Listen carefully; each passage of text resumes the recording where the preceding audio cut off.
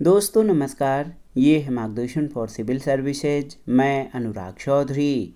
दोस्तों आज की वीडियो में आप पढ़ेंगे भारतीय संविधान एवं राज्य व्यवस्था का महत्वपूर्ण टॉपिक संवैधानिक उपचारों का अधिकार। इसमें आप जानेंगे कि संवैधानिक उपचारों के अधिकार का अर्थ क्या है और सर्वोच्च न्यायालय तथा उच्च न्यायालय किस प्रकार से नागरिकों के मूल अधिकारों की रक्षा करते हैं। ये वीडियो राजनीति विज्ञान विषय के स्नातक और परास्नातक स्तर के विद्यार्थियों के साथ प्रतियोगी परीक्षाओं की तैयारी करने वाले अभ्यर्थियों के लिए बहुत ही उपयोगी है। इसमें हम बहुत ही सरल और आसान शब्दों में संवैधानिक उपचारों के अधिकार के बारे में जानेंगे। तो आइए शुरू करते हैं आज का वीडियो। दोस्तों संवैधानिक उपचारों का अधिकार या राइट टू कॉन्स्टिट्यूशनल रेमेडी क्या है। तो संविधान के अनुच्छेद 32 में संवैधानिक उपचारों के अधिकार का वर्णन है। मूल अधिकारों के संरक्षण का अधिकार स्वयं में एक मूल अधिकार है और डॉक्टर अंबेडकर के अनुसार संवैधानिक उपचारों का अधिकार संविधान की आत्मा है।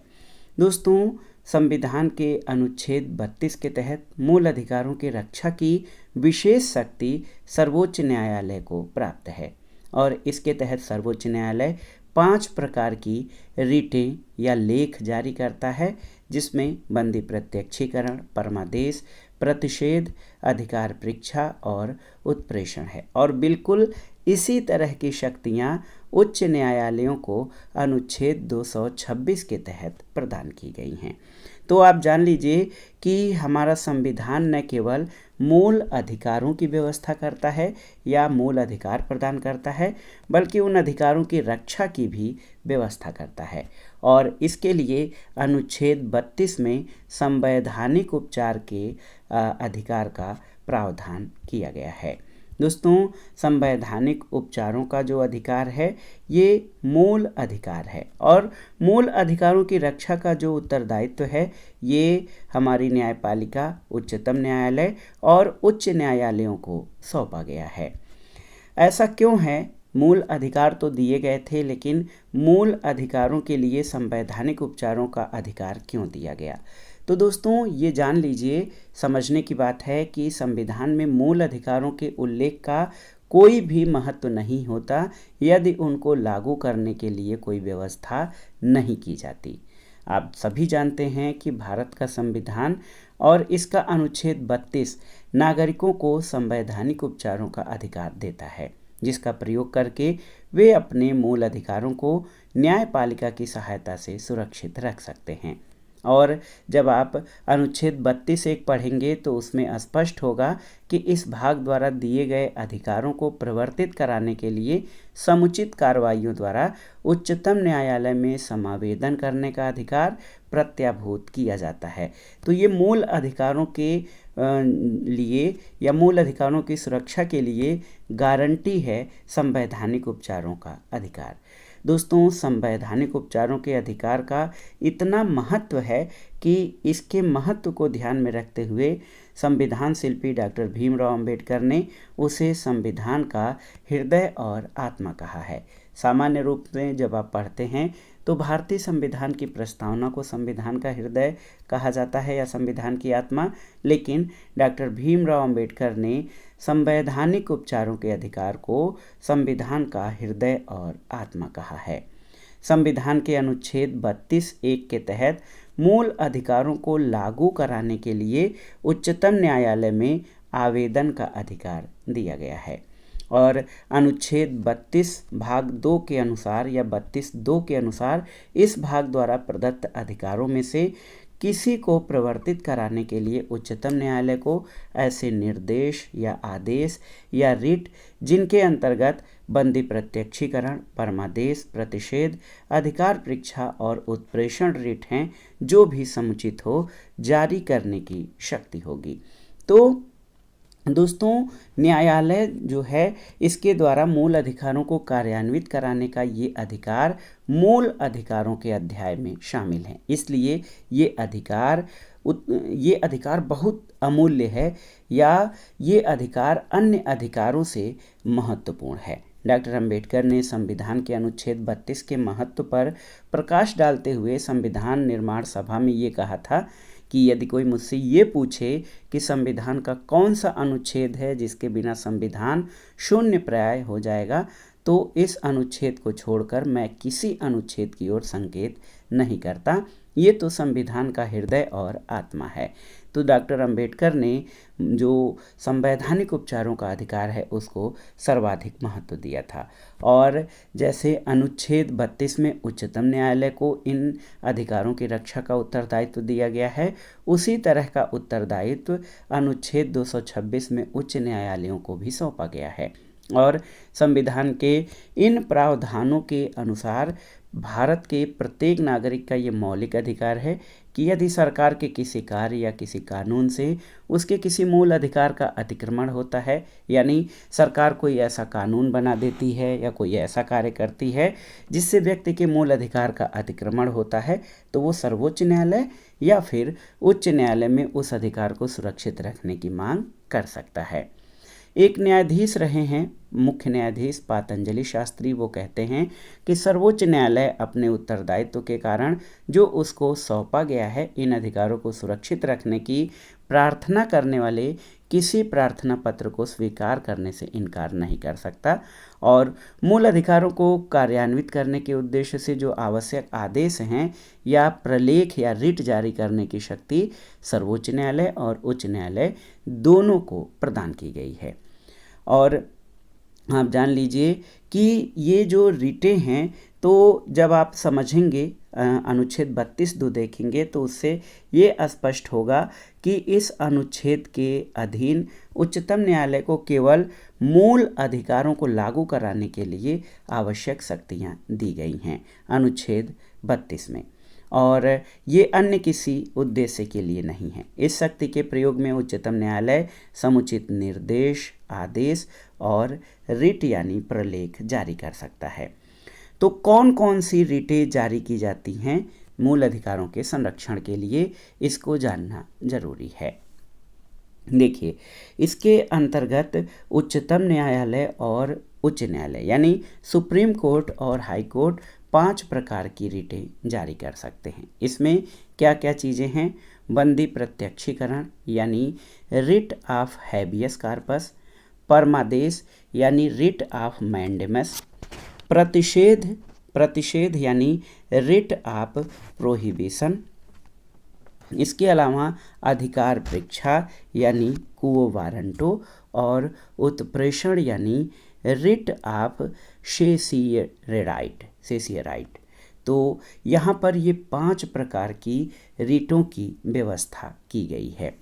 दोस्तों, संविधान के अनुच्छेद 32 के द्वारा प्रदान किए गए अधिकार का अर्थ क्या है?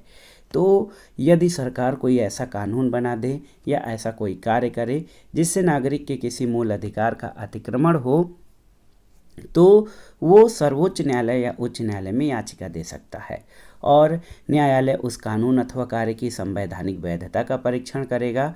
उसके बाद वो जिस सीमा तक नागरिक के अधिकारों का उल्लंघन करेगा उस सीमा तक उसे असंवैधानिक घोषित कर सकता है।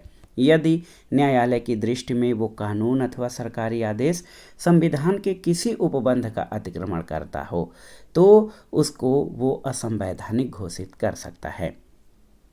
तो एक तरह से ये देखा जाए तो संविधान जो है अनुच्छेद 32(2) में अभी हमने जाना कि सर्वोच्च न्यायालय को मूल अधिकारों को कार्यान्वित करने के उद्देश्य से कुछ आवश्यक आदेश, निर्देश और प्रलेख जारी करने का अधिकार अनुच्छेद 32(2) के द्वारा दिया गया है। तब अब आइए देखते हैं ये जो लेख हैं उच्चतम न्यायालय और उच्च न्यायालय द्वारा जो रिटें जारी करता है उनके बारे में थोड़ा सा आसानी से समझने का प्रयास करते हैं कि ये क्या है। सबसे पहले हम बंदी प्रत्यक्षीकरण लेख यानी रिट ऑफ हैबियस कार्पस के बारे में जानेंगे। तो सबसे पहले हैबियस कार्पस के बारे में जानते हैं। हैबियस कार्पस एक लैटिन शब्द है। इसका शाब्दिक अर्थ होता है सशरीर पेश करो। ये लेख एक आदेश के रूप में उन व्यक्तियों के विरुद्ध जारी किया जाता है जो किसी व्यक्ति को अवैध बंदी बनाए हुए हैं। और इस लेख के द्वारा उन्हें ये आदेश दिया जाता है कि वे निरुद्ध यानी बंदी बनाए गए व्यक्ति को न्यायालय के समक्ष पेश करें और ये बताएं कि उन्होंने किस प्राधिकार से उसे निरुद्ध किया है। तो हैबियस कार्पस लेख का उद्देश्य निरोध प्राधिकारी को दंडित करना नहीं है और बंदी बनाए गए व्यक्ति के निरोध की वैधता और अवैधता की जांच करना इस लेख का मुख्य उद्देश्य है। इसको अगर आसानी से समझिए तो ये प्रलेख या रिट किसी ऐसे व्यक्ति की रिहाई के लिए जारी किया जाता है जिसे असंवैधानिक ढंग से बंदी बनाया गया हो।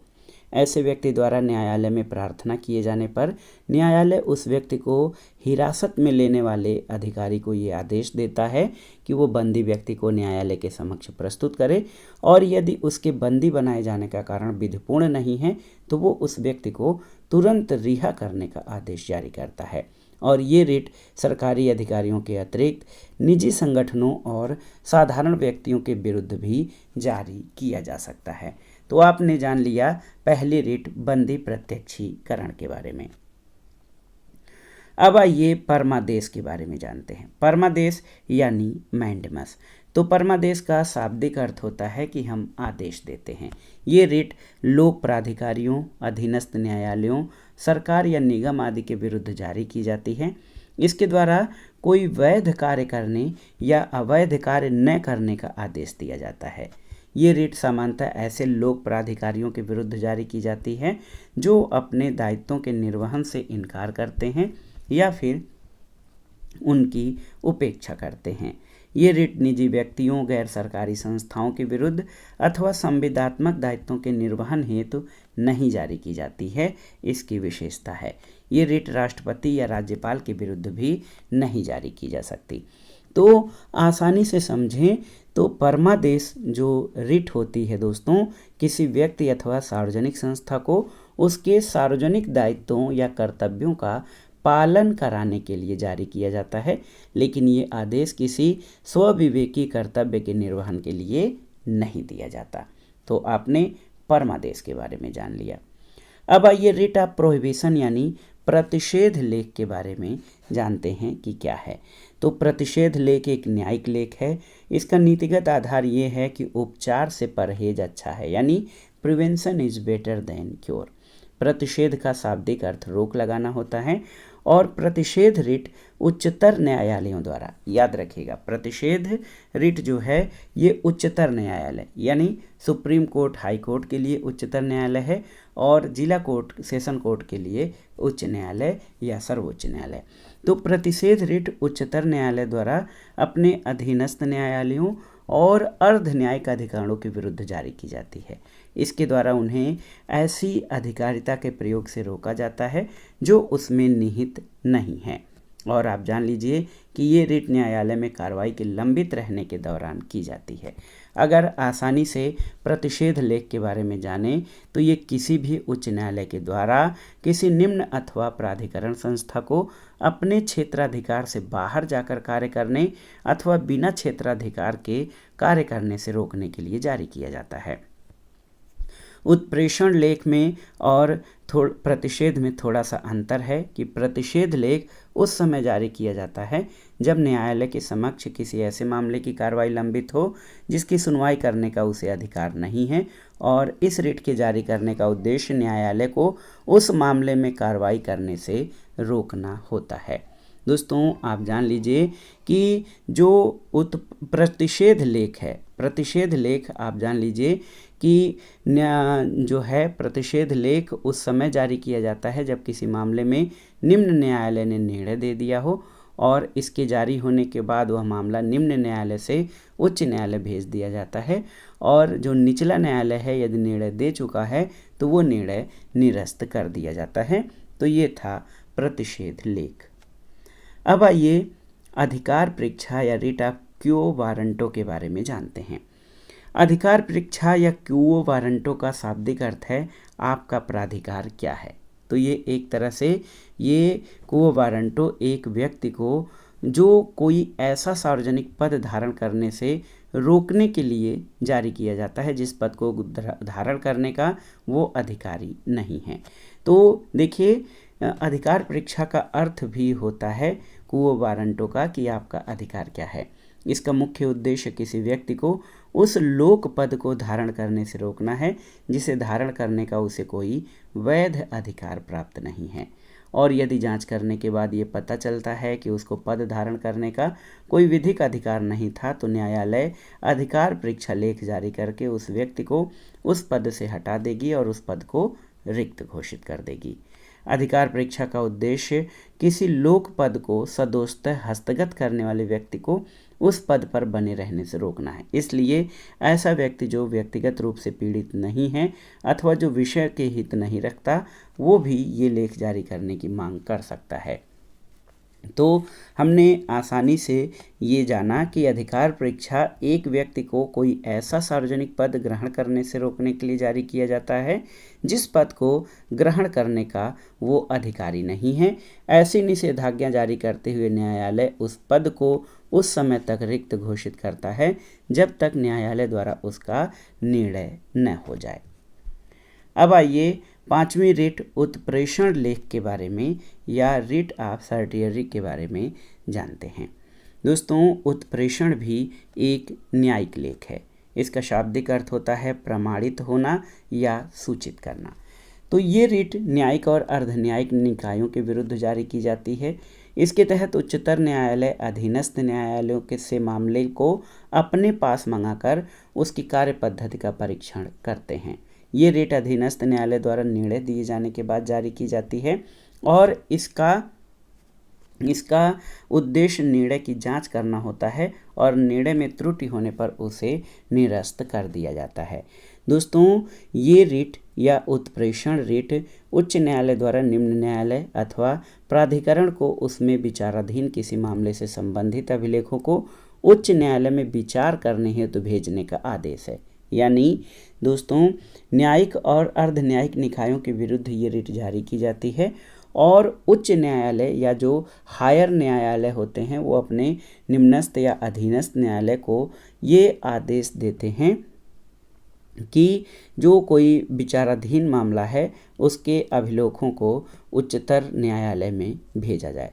ये उस समय जारी किया जाता है जब कोई निम्न न्यायालय या प्राधिकरण क्षेत्राधिकार के बिना अपने क्षेत्राधिकार से अधिक अथवा प्राकृतिक न्याय के सिद्धांत के विरुद्ध कार्य कर रहा हो या अपने नियत क्षेत्राधिकार का प्रयोग करने से इनकार कर रहा हो। दोस्तों, उत्प्रेषण रिट का प्रयोग उस समय किया जाता है जब निम्न न्यायालय ने किसी मामले की सुनवाई करके अपने क्षेत्राधिकार का अतिक्रमण करते हुए निर्णय दे दिया हो और ऐसी दशा में वो निर्णय निरस्त हो जाता है।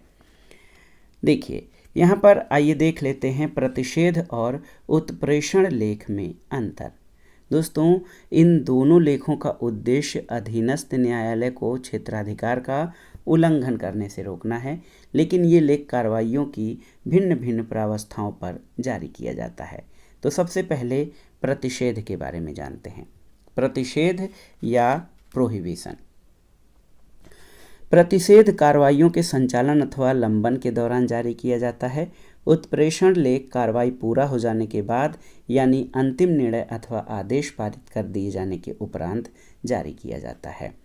दूसरा अंतर ये है कि इस लेख का उद्देश्य यानी प्रतिषेध लेख का उद्देश्य आप जान लीजिए कि कार्रवाई को अंतिम होने से रोकना है। ये क्षेत्राधिकार के अभाव में किसी अंतिम निर्णय अथवा किसी अंतिम पारित आदेश के पारित किए जाने की संभावना को टालता है।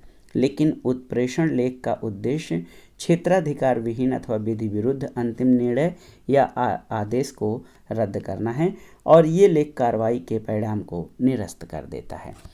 दोस्तों, आप जान लीजिए कि इन रिटों यानी प्रलेखों को जारी करके न्यायालय नागरिकों की स्वतंत्रता और अधिकारों को सरकार और व्यक्तियों द्वारा किए जाने वाले जो अतिक्रमण है या अत्याचार है उससे बचाता है। संवैधानिक उपचारों का अधिकार केवल आपातकाल में निलंबित किया जा सकता है।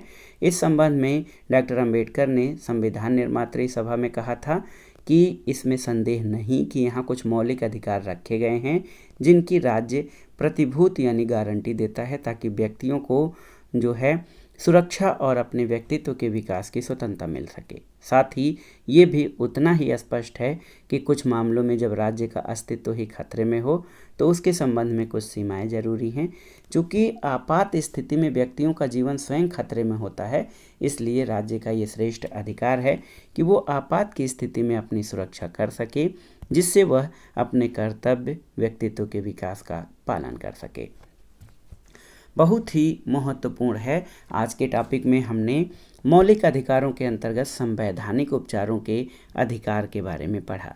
दोस्तों, भारतीय संविधान के मूल उपबंधों के अनुसार अनुच्छेद 32 के जो प्रावधान हैं उसके अधीन किसी भी विधि की संवैधानिक वैधता को सर्वोच्च न्यायालय और उच्च न्यायालय दोनों में चुनौती दी जा सकती थी, और इन दोनों न्यायालयों को ये भी अधिकार प्राप्त है कि वे मूल अधिकारों का अतिक्रमण करने वाले किसी भी केंद्रीय या राज्य विधि को असंवैधानिक घोषित कर सकते हैं।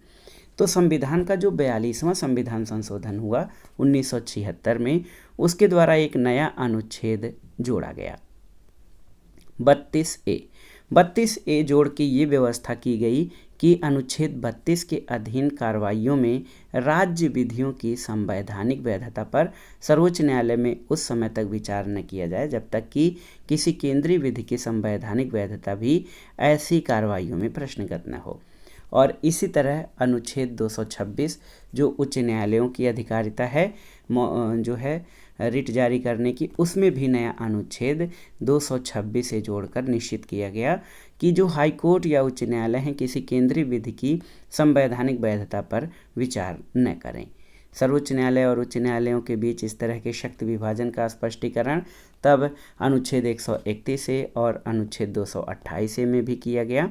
तो कुल मिलाकर इन अनुच्छेदों का अर्थ ये था कि जो केंद्रीय विधियां हैं उनकी संवैधानिक वैधता का परीक्षण केवल सर्वोच्च न्यायालय और राज्य विधियों की संवैधानिकता का निर्धारण केवल उच्च न्यायालय द्वारा किया जा सकता था।